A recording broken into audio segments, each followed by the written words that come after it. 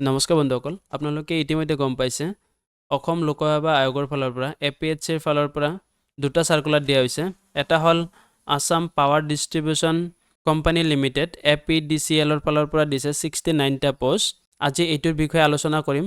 কিমান তাৰিখলৈকে last date থাকিব, কিমানটা পোষ্ট আছে আৰু ৰিজাৰ্ভ কিমান কাৰ আছে, গোটেইখিনি এই ভিডিঅ'ৰ জৰিয়তে আলোচনা কৰিম।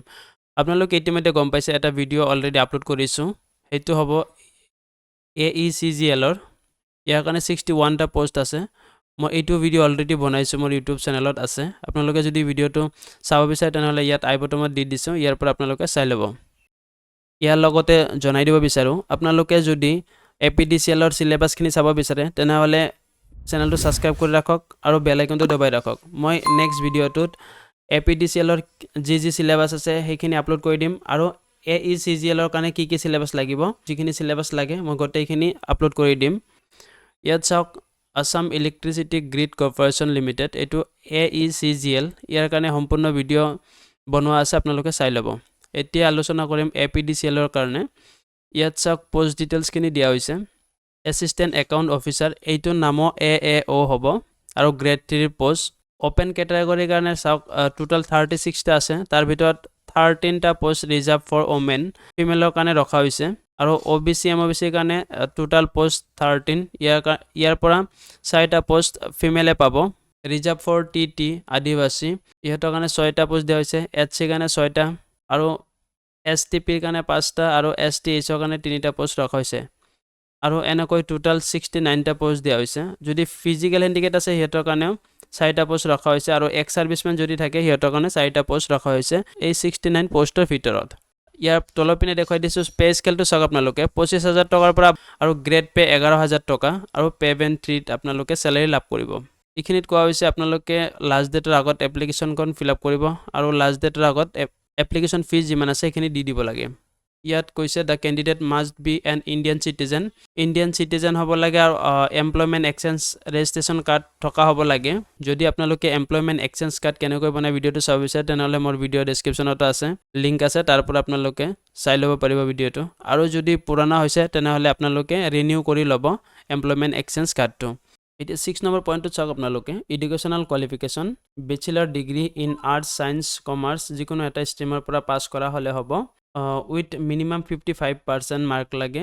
আৰু 2 নম্বৰ পইণ্টটোত চাওক, যিহত কেণ্ডিডেট SC STৰ পৰা বিলং কৰে সিহঁতৰ কাৰণে 50% মাৰ্ক হ'লে আবেদন কৰিব পাৰিব। মিনিমাম 3 মান্থৰ এটা কম্পিউটাৰ এডুকেশ্যন চাৰ্টিফিকেট থাকিব লাগিব। আপোনালোকে এজটো চাওক, the candidate should not be less than 21 years. আপোনালোকে 21 বছৰৰ পৰা 38 বছৰলৈকে আবেদন কৰিব পাৰিব আৰু এজ ৰিলেক্সেশ্যনো আছে। আৰু এইটো হিচাপটো ধৰিব 1/1/2024 তাৰিখত। SC কেণ্ডিডেট হ'লে, SC ST কেণ্ডিডেট হ'লে 5 বছৰ বেছিকৈ পাব, আপ টু 43 ইয়াৰ্ছলৈকে পাব। OBC হ'লে 41 ইয়াৰ্ছলৈকে, এনেকৈ এক্স ছাৰ্ভিচমেনে 50 ইয়াৰ্ছলৈকে পাব। এতিয়া তলৰ পিনে দেখুৱাই দিওঁ, PWBD যদি কেণ্ডিডেট থাকে সিহঁতৰ বেঞ্চমাৰ্ক ডিজিবিলিটি যিহঁতৰ আছে সিহঁতৰ চাৰ্টিফিকেট ইছ্যুড হ'ব লাগিব।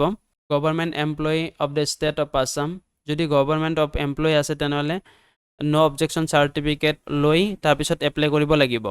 যিটো ডিপাৰ্টমেণ্টত কাম কৰি আছে সেইটো ডিপাৰ্টমেণ্টৰ পৰা NOC আনিব লাগিব। আৰু স্মল ফেমিলি নৰ্মছ, 2টা সন্তানৰ বেছি হ'লে আপোনালোকে আবেদন কৰিব নোৱাৰিব। ইয়াৰ কাৰণে এটা ফৰ্মেট আছে, এই ফৰ্মেটটো মোৰ ভিডিঅ' ডেছক্ৰিপশ্যনতো দিয়া আছে, তাৰ পৰাও চাই ল'ব পাৰিব। ইয়াত চাওক ইম্পৰ্টেণ্ট ডেটকেইটা দিয়া হৈছে।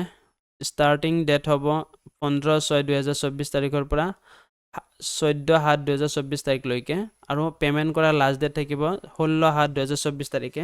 আজি হ'ল 9 তাৰিখ আৰু আপোনালোকে 5 দিন সময় পাব আবেদন কৰিবলৈ। আৰু এপ্লিকেশ্যন ফিজকেইটা ইয়াত দিয়া হৈছে, আপোনালোকে চাই ল'ব। জেনেৰেলৰ কাৰণে 297 হ'ব জেনেৰেল কেণ্ডিডেটৰ বাবে, SC ST OBC MOBCৰ কাৰণে 197, BPLৰ কাৰণে 47 আৰু PWBDৰ কাৰণে অকল 47 টকা লাগিব। কেনেকৈ এপ্লাই কৰিব, এপ্লাই কৰাৰ কাৰণে যিটো লিংক আছে এই লিংকটো মোৰ ভিডিঅ' ডেছক্ৰিপশ্যনত দিয়া থাকিব, নাইবা আপোনালোকে এইটো চাই টাইপ কৰি ল'ব পাৰিব। প্ৰথমতে আপোনালোকে 1 টাইম ৰেজিষ্ট্ৰেশ্যন কৰিব লাগিব। 1 টাইম ৰেজিষ্ট্ৰেশ্যন কৰাৰ পিছত আপোনালোকে আবেদন কৰিব লাগিব।